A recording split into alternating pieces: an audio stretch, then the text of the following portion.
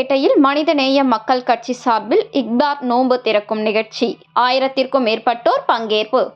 சென்னை அடுத்த குரோம்பேட்டையில் மனிதநேய மக்கள் கட்சி சார்பில் இஃப்தார் நோன்பு திறக்கும் நிகழ்ச்சி. பல்லாவரம் தெற்கு பகுதி தலைவர் அப்துல் அஜீஸ் தலைமையில், கிளை தலைவர் ராஜ்புதீன் வரவேற்புரையில், மாநில செயற்குழு உறுப்பினர் சிந்தா மதர் மற்றும் பகுதி செயலாளர் சாதிக் ரஃப், பகுதி பொருளாளர் சையத் முகமது, பகுதி துணை செயலாளர் சையத் நபவுதீன் மற்றும் அப்துல் ரகுமான், சுல்தான், முகமது ரஃபீக் ஆகியோர் முன்னிலையில் நடைபெற்றது.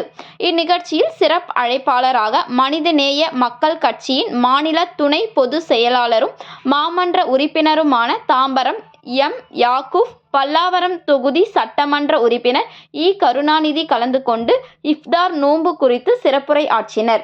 இதில் வடக்கு மாவட்ட தலைவர் எஸ். கே. ஜாகிர் உசேன், காயிதே மில்லத் நினைவு ஜிம்மா பள்ளி வாசல் நிர்வாகிகள், திமுக நிர்வாகிகள், வி.சி.க. நிர்வாகிகள் உட்பட 1000க்கும் மேற்பட்டோர் கலந்து கொண்டு சிறப்பித்தனர். நிகழ்ச்சி இறுதியில் மனிதநேய மக்கள் கட்சி பகுதி செயலாளர் தமீம் அன்சாரி நன்றியுரை ஆற்றினார். ஏனைய ஒரு மாதத்தில் நாம் எப்படி வாழ வேண்டும் என்பதற்காக ஒரு பயிற்சி மாதமாக இறைவன் இந்த புனிதமிக்க ரமலான் மாதத்தை மனித சமூகத்துக்கு அளித்திருக்கின்றான்.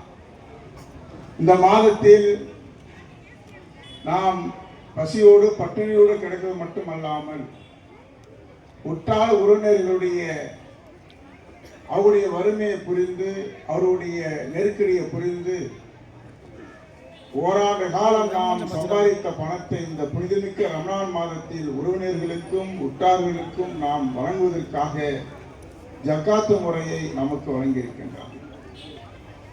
பிறகு இந்த நோன்பு வைத்ததும் இல்லை, நோன்பு வைத்தவர்கள் சூழ்நிலை கருதி நோயாளிகள் நோன்பு விடப்பட்ட அனைவருமே பித்ரா என்கிற ஒரு கடமையை நிறைவேற்றிவிட்டு தான் நாம் ரமலான் மாதத்தை நாம் அடைய இருக்கின்றோம். அந்த பெருநாள் தொழுகைக்கு நாம் போவோம்.